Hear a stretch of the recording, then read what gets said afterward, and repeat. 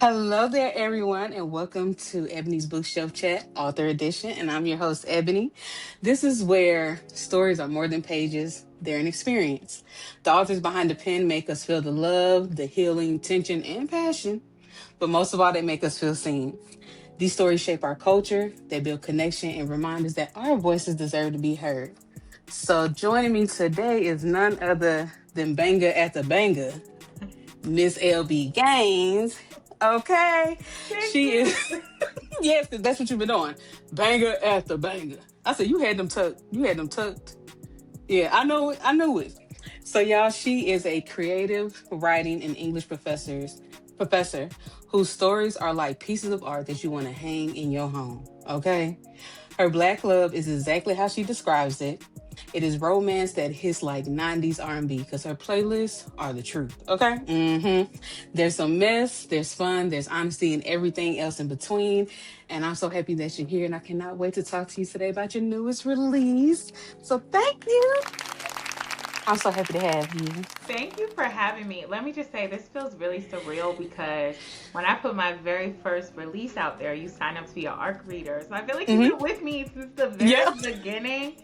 And I feel like I love, as a reader girly, I love when you see growth in authors' writing. So that's just the one Hmm. thing I hope. People have been with me from the beginning. I hope to get better and better, and I hope to learn to write longer because I used to just love to suck y'all with novellas. I've been Yeah. learning to write a little longer and a little stronger. So it feels wonderful to be here.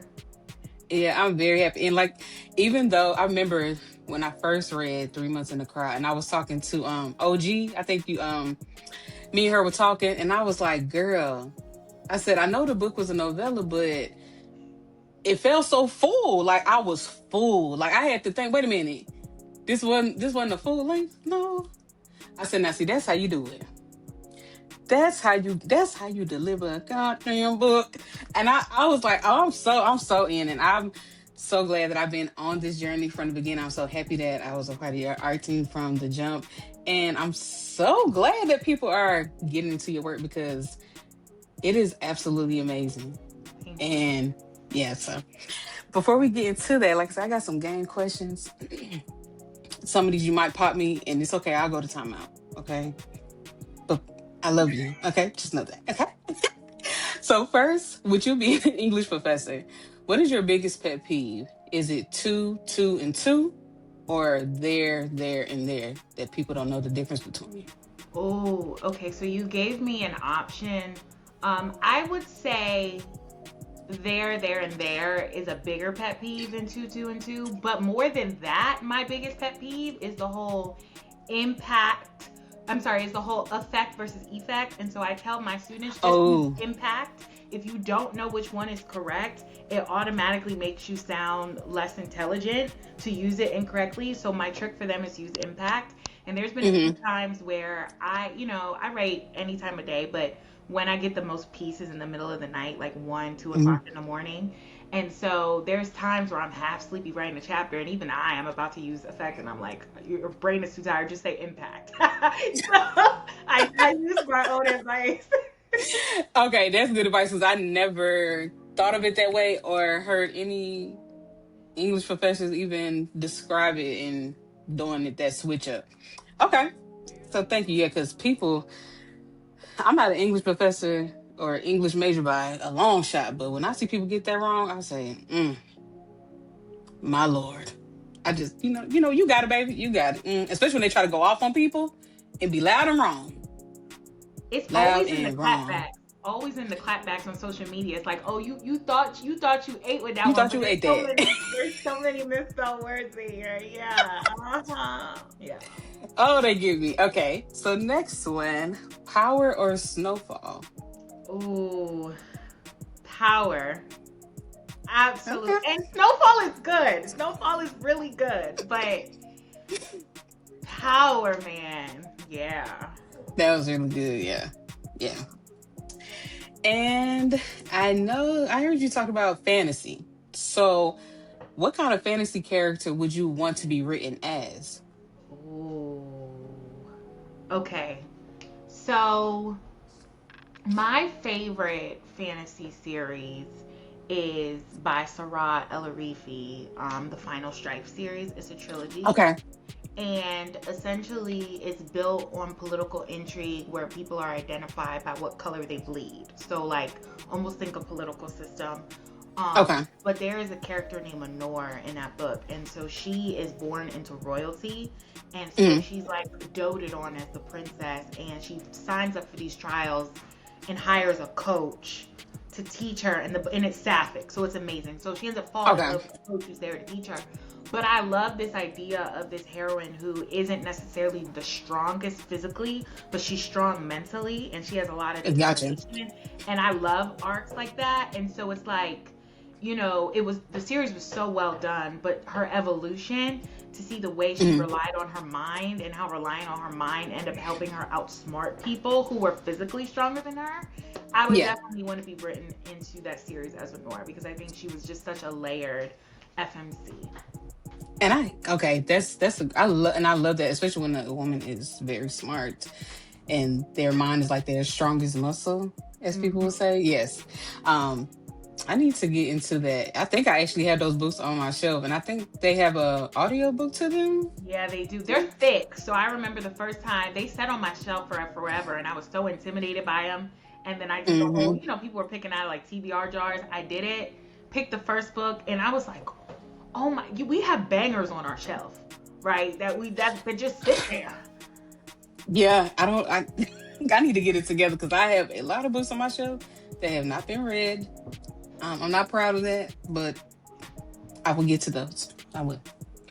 Now, this one, we love everybody, okay? I tell y'all this every time I do this, people. So, J.L. Seegers or Gray Huffington? Oh! Nice! Oh my God!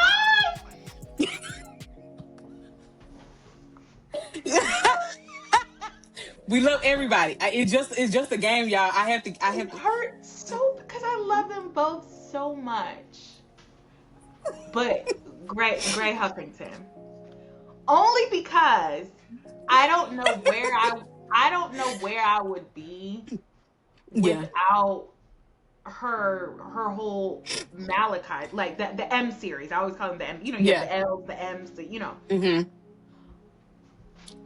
I see so much range in her writing through the M series. Like I remember when I read Malachi, it was completely different. It was sad. It was grief. It was, and then to turn around and then by the time you got to Mercer, it was completely different. And so, and then also I think there's just so much we can learn from her about her privacy.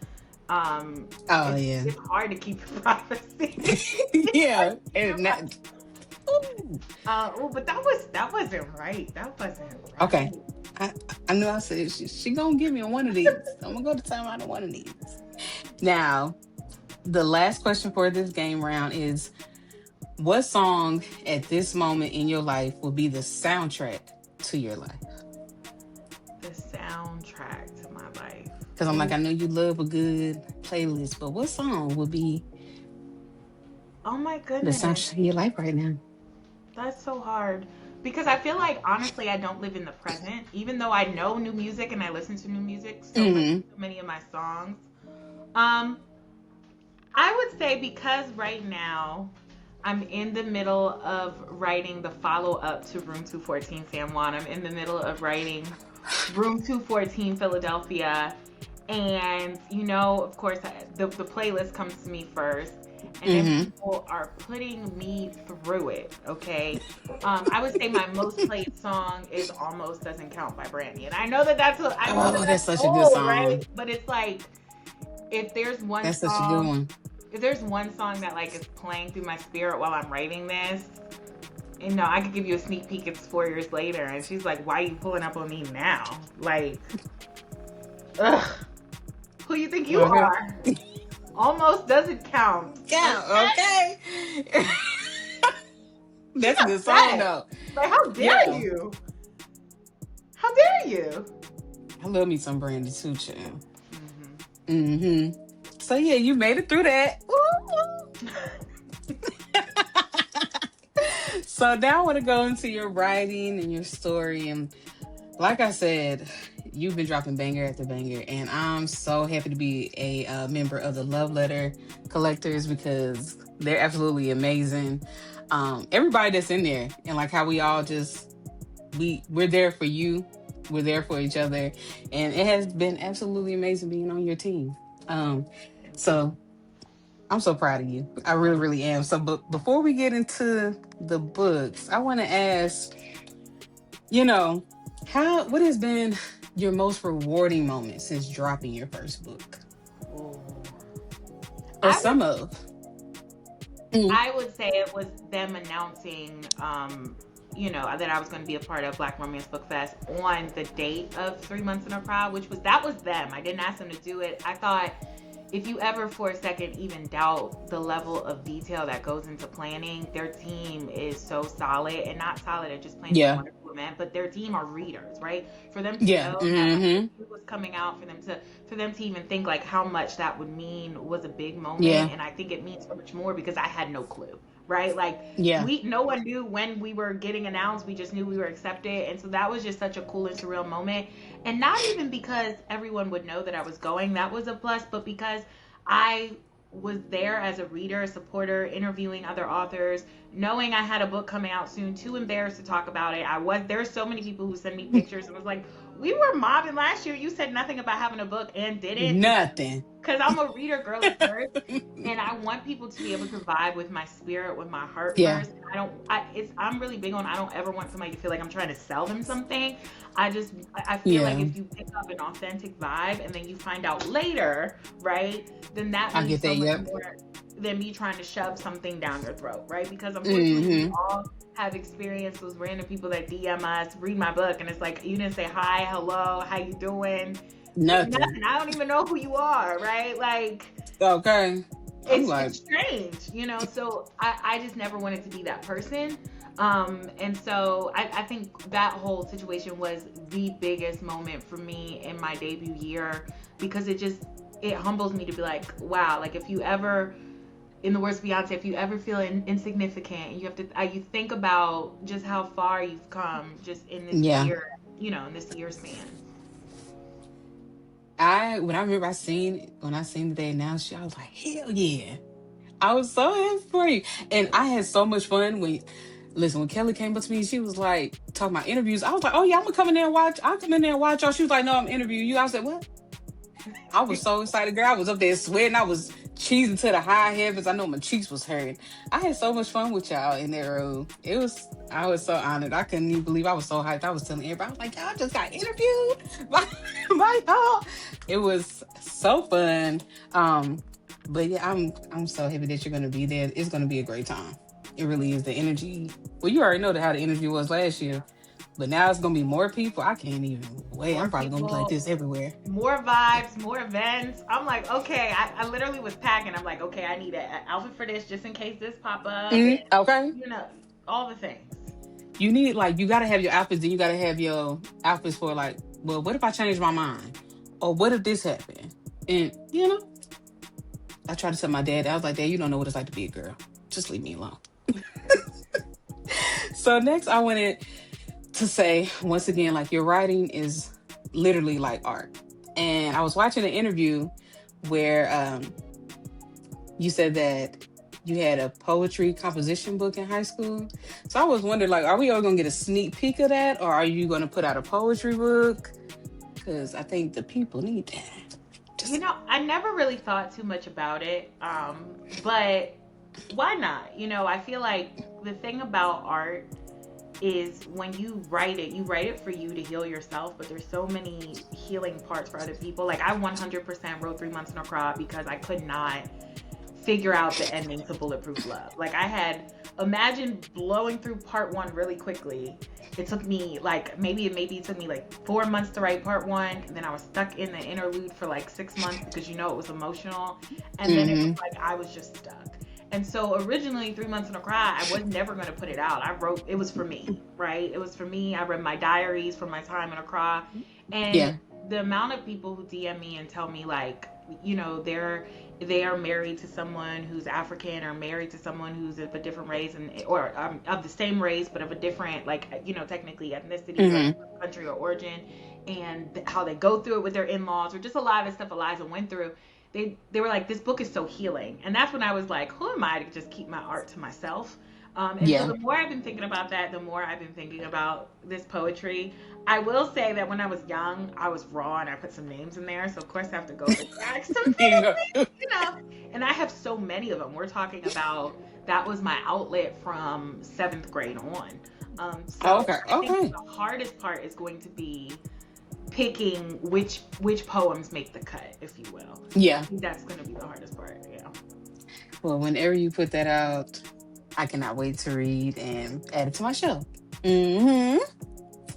But okay, so now let's go into the story. So, what inspired this universe of Bulletproof Love and Collateral Love? Because, man, Yeah. I can tell you that I think a part of every artist's life is a little bit of truth. Like my stories always start out with like 3% truth, and then I just embellish the hell out of it. The 3% truth in Bulletproof Love was that me and my god sister, okay, hmm, our mamas trusted us together. Why would they do that? I don't know. But they felt like together we were solid. And she was 8 hmm, years older than me, so technically she'd be the Yaya, right? And I'd be the Chanel. yeah, And we would just go to these parties on the south side of our city. It doesn't matter what city you're from. Typically, the south side is the area that your moms don't want you or your parents don't want good go to, you. yeah. And so that was the truth, you know. And the truth was, we did fall in love with brothers at a young age. But then that Oh, was all. Like I know you're like all, but like, like, listen, but that's what. that's where the truth starts and ends. But the whole idea of this like good girls, right? Like, you know, I grew Hmm. up maybe 2 or 3 blocks over from where I like this part is good, but if you go too far this way, then you're, you know. And Yeah, I think about the lengths that your parents try to preserve your innocence, but no matter how hard you try, you're going to end up on the wrong side, no yeah, matter what, you know, and you just have to learn through it. And my sister was fiercely protective, like parties, like what you drinking, what's in your cup, like 'cause she was 4 years older than me. So she was, again, so you know that part of it yeah. was the truth, and we loved the Michael Jackson Experience game on the Wii. Like we could Oh, play I it, used to say that thing up. we could play it for hours, and I, you know, Hmm. you'll never forget your first love. And I remember one of the first things that was cool about my first love is we would just play that game on the Wii, and he was just so laid back. He would have no idea that he was like Xavier. You know what I'm saying? Like, but so that's you know that was, but none of that, none of the whole we love each other forever 20 years. Like, no, no, no. But it's for me, my stories start off real simple, and I think that when you think about urban romance, it was important to me that people felt connected to Chanel. And I think in Yeah, some way, whether it was you were the smart one, whether it was you were the family's great hopes, expected to go to college, whether it was you were just yeah. in the wrong place at the wrong time, whether it was your sisters were too protective, I wanted people to be able to connect. And so even though Hmm. I knew who Yaya was better first, like I knew Zayden and Yaya's love story first, I Yeah. wanted to tell Chanel and Xavier's love story first because I felt like it was so relatable to people. Yeah, it was, especially like thinking about like me and my sister, where I was the one on the wrong side of the tracks, and she was the one like she was staying home, she was doing her homework, she was learning different languages. I'm like, I'm out here in the streets. I'm going to the team parties. I want to go to the football and basketball games. I'm out here with my friends. So it definitely was relatable in that. And then like my sister also, she's her fiance is Nigerian, and her in-laws, the stories that she tell me, I'm like, y'all not even married yet. But I'm glad that she is using her voice and speaking up for herself, Mhm. because I'm like, child, I've been told, you can have this ring, baby, because I ain't got time. But like I said, she speaks up for herself, and a lot of the people, in his family, respect her for holding her ground. So I was like, yeah, because I hate to have to turn them every which way but loose Yeah, because by when my it comes to my sister. Okay. sister, when it comes to my sister, Okay. y'all better be careful. Mhm. Be very, very careful. But yeah, that was one of my favorite moments too in Bulletproof Love when they were playing the game, because it just brought me back to memories of just just having fun. Um so now with Kenya Leo. Kenya was such a badass. She's so smart, she's so protective, and I love that. And then Zayden, like, He was smart too, but he was like laid back, like the one that's in the cut. And his demeanor was like, you already knew not to, you knew not to cross him. He ain't even had to say nothing. That's like you said in the book. So I know that you outlined your characters first from what I've seen, and like how did they come about? Like I know you said like Yaya, that was you and your cousin, but did it just come to you and you was like, let me write them all the way down to the zodiac signs? So when it comes to my men specifically, like in Hmm. LB universe, women will always be flawed, but will always be multidimensional. So even a character like Sefi that you think you don't like I'm going to really turn that on his head, because in our universe, black women get to be all things. We can be the villain, we can be Yes. soft, but we can also be redeemable. But I approach my men a little differently, Okay. because it's my world, right? Like I can do whatever Hmm. I want, and so I always think about what are the quality. I think about the qualities that I want them to have, the really good qualities, Hmm. but the negative qualities too. And I think Yeah. about how their negative qualities can still be used to exalt the women. And so I knew that I wanted this. I knew I wanted two brothers, because you have to remember this was my first stab at a series, so I was like, I can't commit to 4 or 5 brothers. Like I just that's too big of a commitment.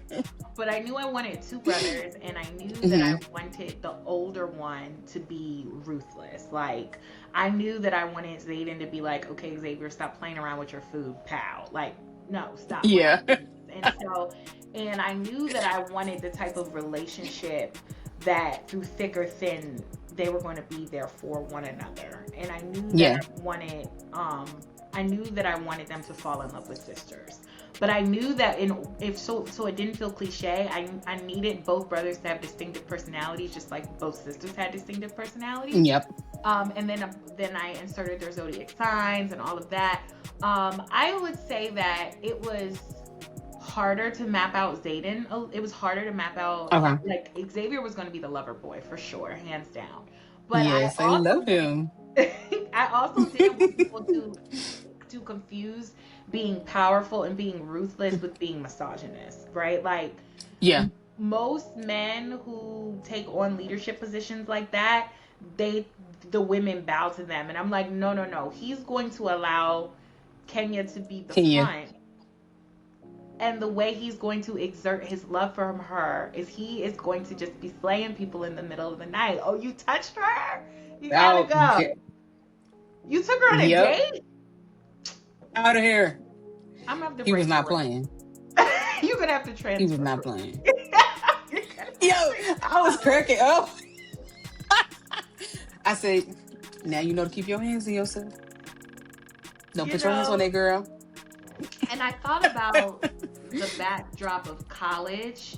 Like for so many young people, college is like the space where they find themselves. Yeah. And I was like, okay, book one, the backdrop is their hometown. I needed us to move to college because unfortunately, Kenya's own family, they were so busy exalting Chanel for being the smart one. Nobody ever talked about how smart Kenya was. She's probably smarter than her At sister, to all. be honest, right? Like everybody was so like living in the shadow of Jared being incarcerated that we're told in book one, oh yeah, Channy got a full scholarship, but it's more than just scholarship. She's gonna need money to eat. She's gonna need money to buy books. Like people Yep. were just forgetting about financial, right? And the dad is a pastor, but the dad is pouring all his love, peace, and happiness in the church, and his household is running amok, Okay. right? Like he's running, and we're gonna address that in book 3. Because if you don't think Jared got words for his dad, you're mistaken. He got some words for Listen, Andre. I said, I can't wait. Jared needs his get back. Okay. And Kenya, like, she does remind me of myself where sometimes I refer to my sister like that's my baby. We 4 years apart. So her being that protector, um, now, me and my sisters, as far as smarts go, I'm more street smart. She more book smart. Okay, but we both balance each other. But I just really connected with Kenya because I'm like I get it. It's by any means necessary. Got to do what I got to do because this is my family and they gotta have it. They gotta make a way. So, but yeah, I love I love everything about these characters. I sure do. Now, talking about this mother of theirs, how was it mentally writing the difference in relationship that they had with their mother? Because I, child, you were taking me, you were taking me through there, especially with Kenya and her mom. That was I think that was tough.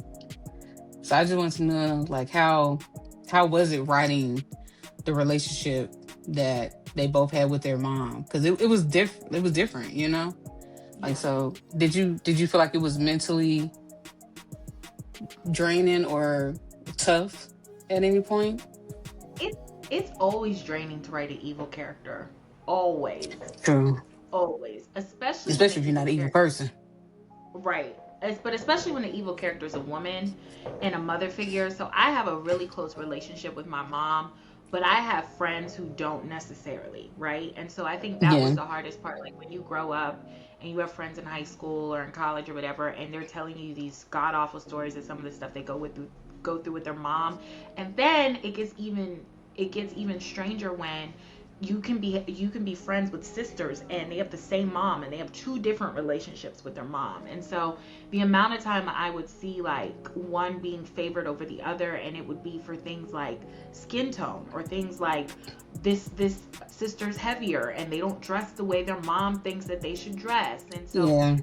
when I wrote Sharon's biggest issue with Kenya is that Kenya, I don't know if you caught it in the books, but Kenya looks physically like her mother. Like they, Mm-hmm. they are both dark skinned, beautiful women. They are both plus size women, but Sharon does not like herself, period. And I think she's always had an issue that Yaya has been the loudest, proudest, strongest, and that's just not something that she could it's not something that she could stomach, right? And so Mm-hmm. where Chanel is a light bright, we all have a light bright in our family, and she's naturally quieter and she's naturally meeker, and she was easier to mold until she wasn't, right? Chanel did Yeah. everything her parents did until it told her to do until those 69 days. So the issues that Sharon had as a mother or as a woman were there anyway, whether it's there with Jared, there with Kenya, there with Chanel, but Mm-hmm. Kenya pushed back. Kenya was the daughter who was sure of herself and asked questions and didn't just accept things to be the way Chanel did, and she asked questions, and because of that her mother resented her.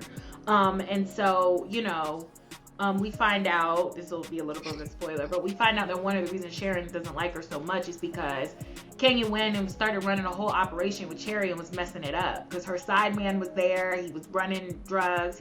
So another reason why she can't stand her daughter is it's like, I already had to put your brother away because he was sniffing around and asking questions, figuring me out. Now I gotta hurt you too. Why can't y'all just let me live my life and stay far from what I'm doing, right? Yep. And so when she's telling her, you and your whorish ways and you're messing around with the King brothers, it really has nothing to do with her trying to say or trying to protect her daughter's purity or protect her heart. It's if you get too close to the King brothers and you end up running in the drug game, you might know what I'm doing. And then you might go and play your Mm-hmm. best. And I'm like, it was all selfishness. It was all to protect Yep. herself, right? Um, and so I will say writing Sharon was hard because, of course, like any whodunit, you're trying to like, I need you to hate her, but I don't. But I like in Bulletproof Love, I had to drop the seeds for you to dislike Sharon. Like, okay, Yeah. like yes, you have every right to be upset as a mom, but do you have to talk to your daughters this way? Like, why are you calling one of your daughters a whore, but you're giving your other daughter a pass? Like, I had to Yep. make you not like her enough, but I also didn't want you to be too suspicious of her, right? Yeah. Which was hard, so I had to make her a little redeemable. Like when she was finally kind to Xavier 20 years later when he came to dinner, it was like a dance, like, you know. Yeah, because I did kind of root for her. I wanted to coming in like pop her, and then I was like, okay, now you got some act right. Yeah, But then yeah. she made me upset again. It was a dance. And when I finally revealed it, I'm like, thank God. It was like I was carrying the secret from my daughter. And I was so sick of carrying this secret. She's evil. And she is. I was like, man, when I tell you, I was. We're gonna get to that in a minute. Where that question at? Because let me tell you something. I was gonna send you a voice note because I said, what the? So what the hell going on? I said, I'm about to send her a voice note right now. I said, let me read that again. Now she done flip, twist, and reversed it on me. Cause child, Charles, Sharon, Miles, Carmen, like everybody, wait. I said, wait a damn minute. Natalie, they was all in cahoots. I was like, what was on your mind creating them people where I almost had to send you a voice note because I said, wait, my heart. I really was all over the place. But yeah, so yeah, you got us to hate her real good. And like you said, it definitely was a dance with her because I thought she was okay. Okay. But then I was like, yeah, I should have came in that first book and whooped your butt. That's what I should have did. Oh my gosh. So now what I was gonna say, would you ever want this series to be live action? Because where is that? I would It love was for this series to be live action. I because would let me tell you love this it. this moment right here. It says his scream echoed off the warehouse walls, raw and ragged. He tried to crawl, tried to drag himself somewhere safer, as if safety still existed for him. I walked up behind him. You see, I said quietly, if I let you live, you become a question. I pressed the barrel to the back of his head, and he said, and I don't leave questions unanswered. And then he shot him, and I said, baby, that's one. I know it was simple, but I said that would be one cold scene in a TV, movie, whatever. So, like, would you ever down the line want to see them So I would live? love it as a TV show. So at the beginning, when you asked me Power or Snowfall, I believe that, I grew up watching The Wire. I grew up just watching shows like this, period, right? Mm-hmm. One of my favorite was Power because of the way they had us so invested in the world, in each character. Yeah, they It did. was to the point where you Mm-hmm. hated Tasha, and then you were like, you empathized with Tasha, and then like your feelings were just so all over the place. And so, I would love for one day it to become like a TV show. When I write my action scenes, I absolutely like. My husband laughs at me sometimes. I run around the house and duck under stuff and like, cause I need to see it. When I write my hunching scenes, I do that too. I'm like, wait a second. Let's do a 109. I was like, okay, his leg is here, Ty's leg is here, then he's gonna crawl underneath. It's like if I can't see it in my mind, it didn't happen, right? So I spend a lot of time, like I play all day, but I spend a lot of time trying to like make those scenes come alive. So like the Yeah. scene at the end of Bulletproof Love when it's like Chanel and Natalie, I seen it as like a Mortal Kombat. Like, no, I no longer want Xavier to save me. I'm take either it's her or me, but one of us ain't leaving this warehouse alive. Like, Baby, when I say Chanel, I mean, I was like, girl, you want bad mother, shut your mouth. she said, y'all done took That's, enough from me. Everybody, Zay, yeah. Maya, Charles, everybody done took enough from me. Yeah. Okay? So, Oh, that was so good. Yeah, I definitely need this to be a if we gotta put it out there. mhm. If we can make this to a live action, it would be so fun. It would be so good. Cause if we're already enthralled and really into it, this world with just the books, I already know. The right people, right actors, right producing, all that stuff, yeah. It is going to go places. Now, I found it funny like watching other interviews that you did where your husband talking about like spicy scenes that you write. But I was like, did he? Okay, the moment where Kenya, what was it, chapter 3, page 52, and she was up against the door listening. First of all, that's something that I would do. That's something that I would do.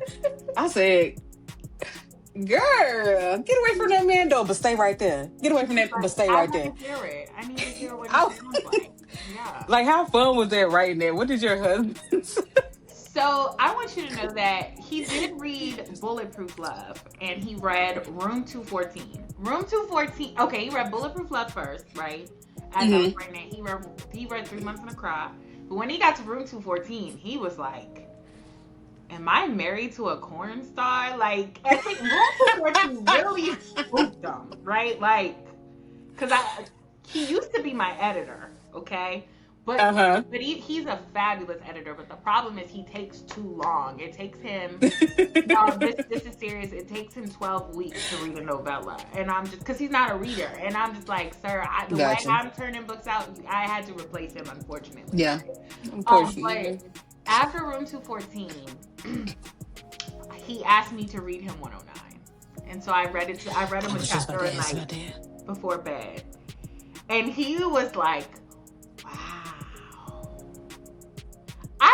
He was both proud of me, but I also think that he looks at me funny because I use his I'm someone who hyphenates my last name, and because I use my other last name professionally so much, I wanted to give him a little love, and so Gaines is his last name. And after I read 109, he said, "What made you use my last name? That's your author name. Like what? Like of all the names you could have used, what made you use mine, right?"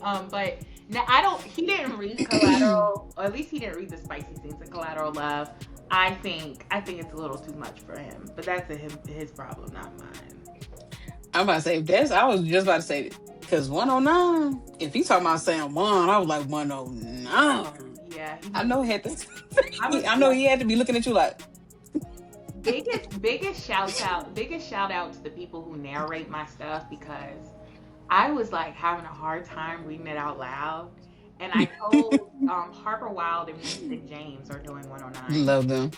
And I was telling Harper on the phone, I was like, girl, I can't. She was like, I know you were acting shy to read it as much as you have used the word a-hole as many times as I said that word. Like, don't you dare. So. Oh my gosh. But yes, your spice and all your books are very, very delicious, darling. Thank you. Very delicious. Now, before we close out this section, with the convo that between Kenya and Chanel about, why she hid those letters and stuff like that, which I'm very proud, and I love the way the conversation went. Was it always supposed to go that way, or was it leaning another way where maybe Chanel was like, I'm gonna be completely honest with you. I did not have that scene in the first draft of the book. It went to beta readers. oh, And this is why beta readers are so important, because they were super honest with me. And Bulletproof Love, they were like, hey, I love this story, but they're not sneaking around sharing enough. She's 18 years old. You need to add something like Yaya's covering for her, whatever. And it's like when you're in the middle of writing, you're not thinking, but those are really important logistics, right? yeah. And also something that my beta readers pointed out in the first scene was like, I described sentencing. They're like, no, take us to the sentencing scene. Like, we want to be there when Xavier talks to the judge, right? And those were really good feedback, and that's why it's so important. Now, there were also things that they said that, like, as a creative, you take what you're going to accept and the things you won't. Some of the things they said were like, make Yaya more likable, and I was like, no, because I knew where I was going with Yaya. So it wasn't important to me for her to be likable. Y'all could hate her. It was fine, right? For book 2, the two biggest pieces of feedback I got, which I did accept, was originally the book started in the past at Cherry University with the chapter where she pulls, her pew-pew one over the library. And even though it was great, they were like, no, we want to see the snatching. We need to see the snatching. We need to see. And when they said that, I said, you know what, you're right, because you need to see from moment one that she fought her hardest not to be snatched. And I think that piece of feedback was good, because from the prologue, you knew she was a bad bitch, right? Like, even though she didn't escape it, she didn't go down like a timid lamb, right? She ain't play no games yet. But another piece of advice they gave me was, with her being near, by the time they get her and she's like bruised up, I had Baby Bear being very meek, like, I wanted to talk to you about this, but I'm just going to let this go. And they were like, no, she don't need to let it go. They need to have a moment. I do think they wanted me to be more aggressive, but because I know who my characters are before the storyline, I knew that Baby Bear would never be aggressive towards Yaya. She might be stern, she might be upset, she might be heartbroken, but especially But seeing yeah, everything her sister just went through, she would give her the benefit of the doubt. And so I did add that scene later, but I'm glad that I did because they needed the closure. And I also needed y'all to realize, even though you didn't think Kane was such a monster, she couldn't have been that much of a monster if she kept the letters. She could have burnt them, she could have threw them away. yeah, She kept them because she was hoping that one day her sister would be strong enough. But I do want to take a moment to say, put yourself in Kenya's shoes. You watched your sister who she begged you to help supervise these 69 days. She promised you that it was only going to yeah, last the summer. It didn't. She damn near lost her mind when she seen what happened in the alleyway. Okay. Then when what happened in the arcade happened, you watched her from afar spiral. You watched her from afar get addicted to all types of pills, different types of drugs, struggle with alcoholism. She lost a child, and she finally now is happy. She's a lead prosecutor, and she also has a child who she named Genesis because it's her new beginning. I don't think anybody would be quick to throw old wounds back in their face. Yes, these beautiful yeah, letters, but at the end of the day, I'm going to owe my sister anything more than I owe Xavier, right? And she yeah, loved Xavier. She knew him before Chanel knew him. They just kept that part yep. up. She loved Xavier down, but not more than my sister. And that's why, like you made us upset with Kenya. Like, why would she do that? But of course, in the first book, Bulletproof Love, is like at some point you had to understand, as like you said, as we're seeing Chanel spiral, things are happening. Bam, bam, bam, bam, bam, and it's like if you have a sibling, whether you're the oldest or the youngest, middle, whatever, would you not want to protect your sibling? It's like, do y'all not have a, and I know some people have good relationships, some people don't have good relationship with their siblings, but I'm just saying, like, Mm-hmm. i I got it. And then seeing her like in this book, I'm like, yeah, she might have had me a little bit upset, but I totally get it. I I think totally get it. Yeah, as women, we though have to ask ourselves why we're harder on the women than the men, because people weren't really that mad at Zayden. Like, I think what Zayden did was just as bad, if not worse, than what she did. And I stand on, he was also trying to protect his brother. Like, yeah, Xavier wasn't even paying attention to the lawyer and the plea deals because he's so busy asking questions about, does she still have my mm-hmm. He's just like, focus here. I don't need you to go in this box and have your heart on your sleeve, worry about this girl. You need to worry about Yep. survival. So Zayden telling her in that car, he got babies, he got women. Like, he also was trying to protect his brother. My brother don't need to be worried about you for the next 20 years. Yeah, because he's going through something that he's surrounded by tough men, these police that a lot of them don't care. They want to see you caged up. Like, his mind has to be focused on survival, literally surviving to hopefully make it out of here and get back into society. And the way you did that, like, first of all, I love seeing them again in this book. They are total badasses. I'm like, these are my babies. I love them. But yeah, how you did that. I mean, everybody, like you said, a lot of people more upset with Kenya, but not realizing that they had his part. And I mean, but they, as older siblings, they did what they had to do to get their younger siblings in the right mind frame to survive, to make it out of this tough moment or these back-to-back moments that are happening. And you don't want to see people that you love drown or lose themselves in that way. So you're going to find any way to help them come back to the surface and breathe again. So yeah, I hope that people realize that and take that away when they read these books, on top of all the roller coaster ride and the badass action and kicking ass and all of that. It's such a good time. Now, do we have a date for book 3? We do. Let me look at, it's the last Wednesday in August. I don't know if it's the 24th or 26th. We do have a date. I can tell you that, look, okay, it's the 26th of August 26th. I can tell you that it's a thickiana. It's thick. And I thought about splitting it into 2 parts, but I was like, y'all gonna have my head, because I told everyone it was a trilogy, and so We're just, we're gonna give you one part. What I like about this one is the first book, it goes from, we spend a large amount of time in the past, then we work our way up to the future. The second book, we're going back and forth. This book is all in the present, but it's being told by the different couples' point of view. So, of course, Camilla and Jared have the Ooh. most amount of chapters because they still have a love story that needs to Mm-hmm. be told. But it'll be like, you'll see Camilla and Jared, and then it'll be a few chapters, then you'll see Xavier and Chanel, then the story will progress from their point of view, then you'll see Kenya and Zayd, and it'll progress, and it keeps doing that, which is nice because for me, I'm a reader girly first. When a series is ending, I need I need everything to be wrapped up with a bow, number one. But I also, you love who you love, and I felt like to just make it Camilla and Jared just wouldn't have been fair. They get more chapters than everyone else, but I knew y'all wanted to see some more love making between Chanel and Xavier. I knew people were mad at me. They were like, we never got to see Zay and Yaya hunch in the present. All their hunching was in the past. I'm like, he was kind of busy in the present trying to save her.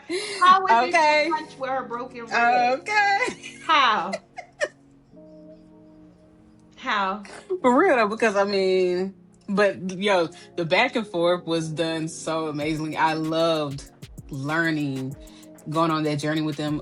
Like it was just so good.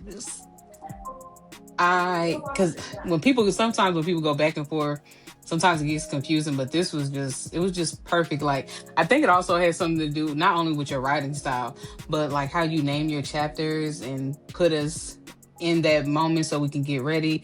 Like, yeah, it was absolutely. And real quick, Camille thought she was slick, honey, but she wasn't Rick.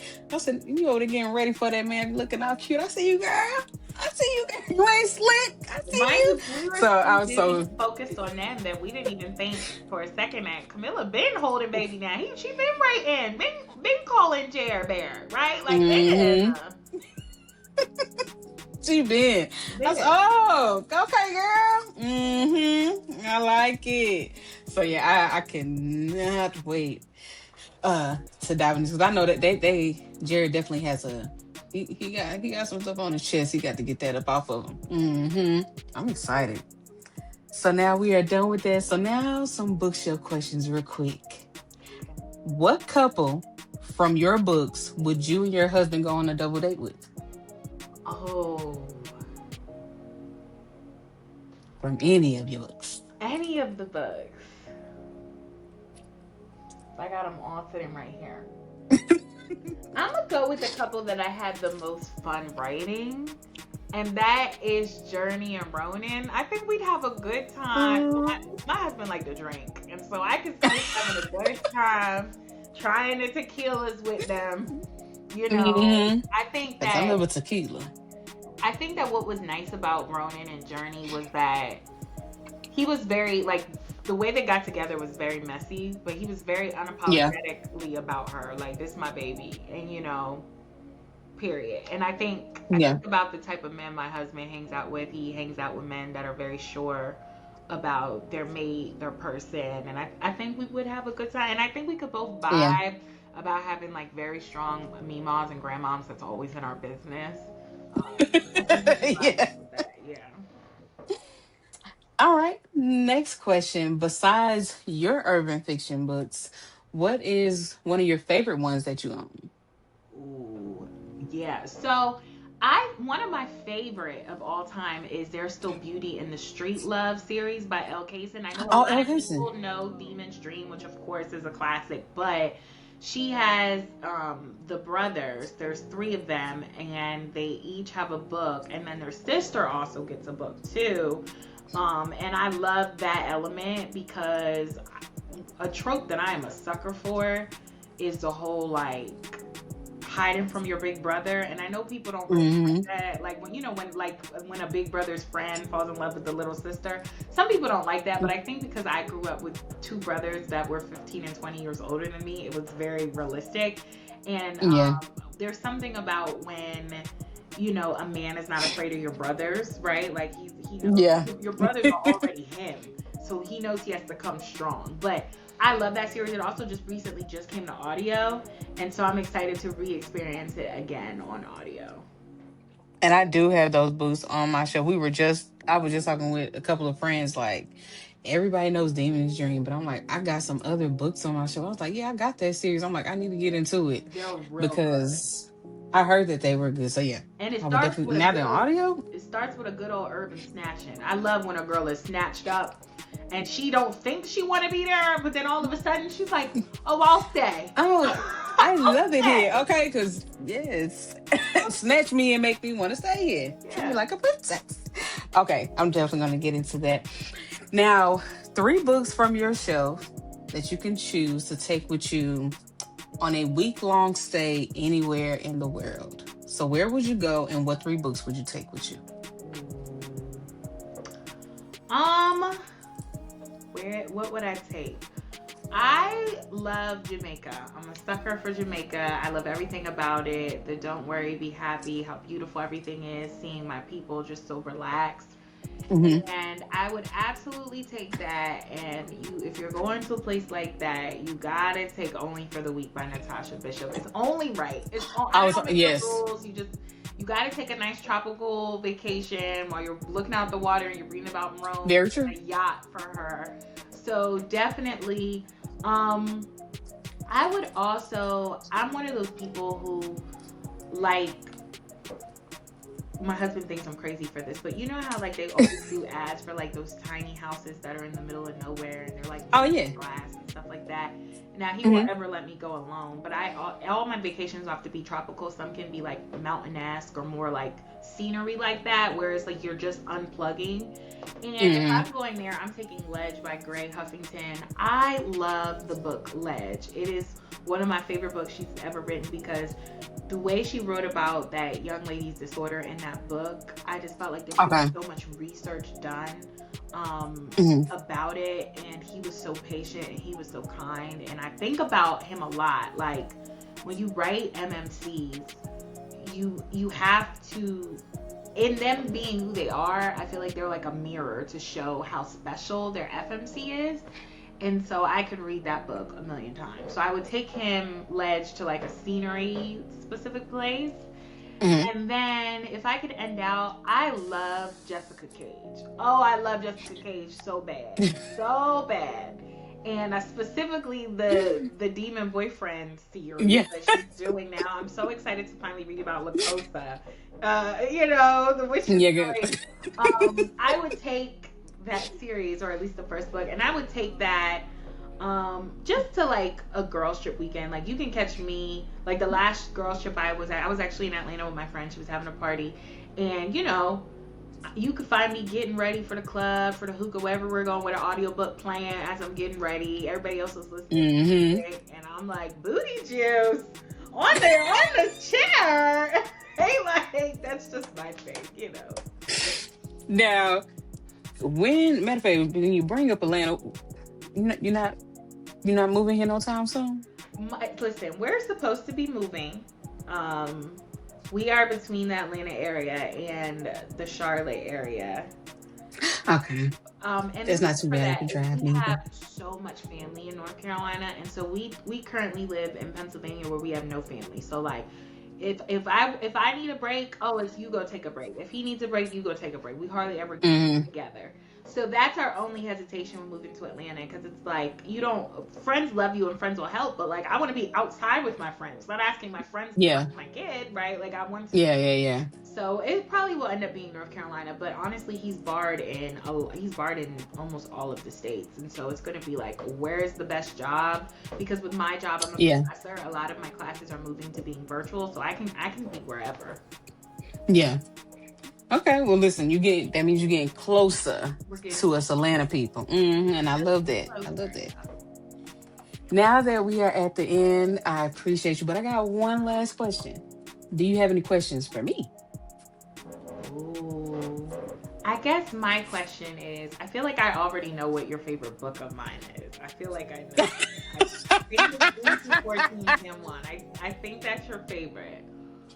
They're my My babies. question is there a trope that I haven't done yet that you want to see? Oh,